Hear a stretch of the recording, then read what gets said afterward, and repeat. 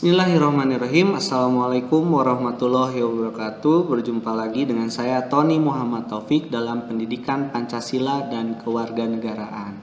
Nah, kita masuk ke bab baru membahas tentang integrasi nasional dalam Bhinneka Tunggal Ika. Nah, sebelumnya kita bahas, anak-anakku sekalian, apakah sudah tahu apa itu integrasi? Nah, integrasi menurut Kamus Besar Bahasa Indonesia diartikan sebagai pembauran hingga menjadi kesatuan yang utuh dan bulat. Nah, diartikan lagi secara singkat, integrasi ini adalah proses untuk persatuan. Nah, itu integrasi. Kita lanjut. Nah, di dalam lambang negara kita, Pancasila, ini ada sebuah semboyan yang dipegang teguh oleh bangsa Indonesia, yaitu Bhinneka Tunggal Ika. Apa itu Bhinneka Tunggal Ika? Nah, diartikan sebagai walaupun berbeda-beda tapi tetap satu. Nah, di sini melambangkan bahwa Indonesia adalah negara kesatuan. Lalu apalagi selain semboyan Bhinneka Tunggal Ika ini sebagai pemersatu bangsa? Nah, ada Pancasilanya itu sendiri sebagai pemersatu bangsa yang terdiri dalam 5 poin yang harus kita pegang teguh.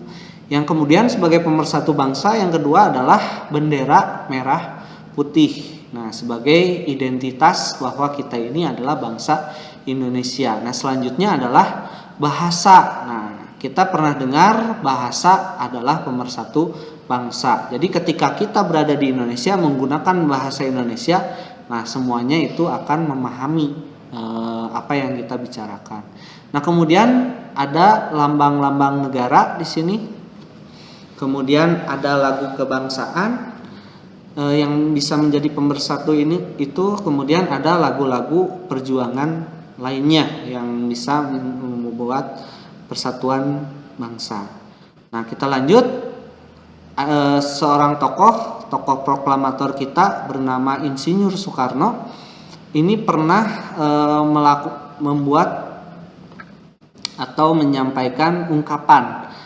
Nah, begini kira-kira ungkapannya, perjuanganku lebih mudah karena mengusir penjajah, tapi perjuanganmu akan lebih sulit karena melawan bangsa sendiri. Nah, maksudnya apa? Nah, kita tahu bahwa Indonesia itu negara yang sangat beragam suku, budaya, bahasa, agama, ras, dan sebagainya. Nah, ini bisa menciptakan sebuah konflik di dalam sebuah negara. Nah, bisa menjadi bom atau bisa menjadi kekuatan. Nah, bagaimana keberagaman itu bisa menjadikan Indonesia sebagai kekuatan? Nah, perlu adanya rambu. Nah, rambu di sini adalah toleransi, ya, saling toleransi sesama agama, ras, budaya. Nah, ketika toleransi dijadikan sebuah senjata, nah ini akhirnya menjadikan Indonesia semakin kuat dan kaya akan kebudayaannya.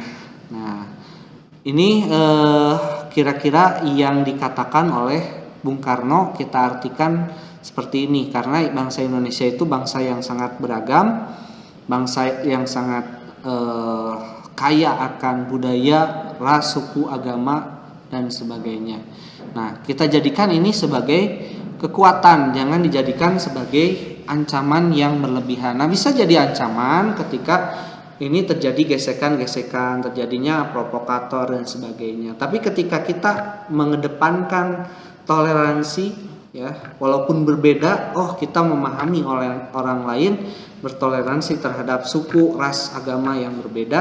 Nah, ini akan menjadi kekuatan bagi bangsa Indonesia, saling memahami satu sama lain. Nah, kita pahami bahwa bangsa Jawa beda dengan bangsa Sunda, atau suku Sunda beda dengan suku Jawa. Begitu juga dengan suku Sumatera, ya. Sesama Sumatera misalnya dari Padang dengan Aceh saja itu mempunyai adat yang berbeda. Nah, ini jadikan kekayaan kita, jadikan kekuatan kita, jadikan budaya yang sangat kaya dari bangsa Indonesia. Tonjolkanlah toleransi. Nah, ini anak-anakku sekalian yang perlu dipahami dari kata-kata Bung Karno seperti ini. Jadi jangan mengedepankan, oh saya mah berbeda warna kulitnya, oh saya mah berbeda agamanya dengan kamu. Maka kita harus istilahnya memisahkan diri dan sebagainya. Nah, kita junjung tinggi perbedaan dengan toleransi yang ada. Nah, selanjutnya integrasi di sini bisa menjadi kekuatan bagi Indonesia untuk mendorong Indonesia menjadi negara yang jaya. Jaya di sini adalah yang kuat, yang besar gitu istilahnya. Nah, kalau kita perhatikan negara-negara yang maju seperti salah satunya kita contoh ambil Korea Selatan. Nah, kalau Korea Selatan kenapa bisa maju? Nah, karena mereka itu memiliki budaya. Nah, budayanya itu yang mereka menonjolkan. Jepang kenapa maju? Nah, Jepang juga menonjolkan budayanya. Tetap walaupun adanya kemajuan teknologi, fashion dan sebagainya, tapi tetap mereka tidak meninggalkan budayanya. Nah, apalagi Indonesia. Indonesia itu memiliki beragam budaya, beragam bahasa dan sebagainya. Nah, dengan persatuan dan kesatuan ini diyakini bahwa Indonesia ini akan menjadi negara yang jaya, tidak dipecah-pecah, tidak ada provokasi, tidak ada disintegrasi di dalam masyarakat Indonesia. Nah, itu mungkin materi pembuka PKN pada bab 5. Nah, kita lanjut nanti di video pembelajaran selanjutnya. Mohon maaf apabila ada kesalahan. Wabillahi taufiq wal hidayah. Wassalamualaikum warahmatullahi wabarakatuh.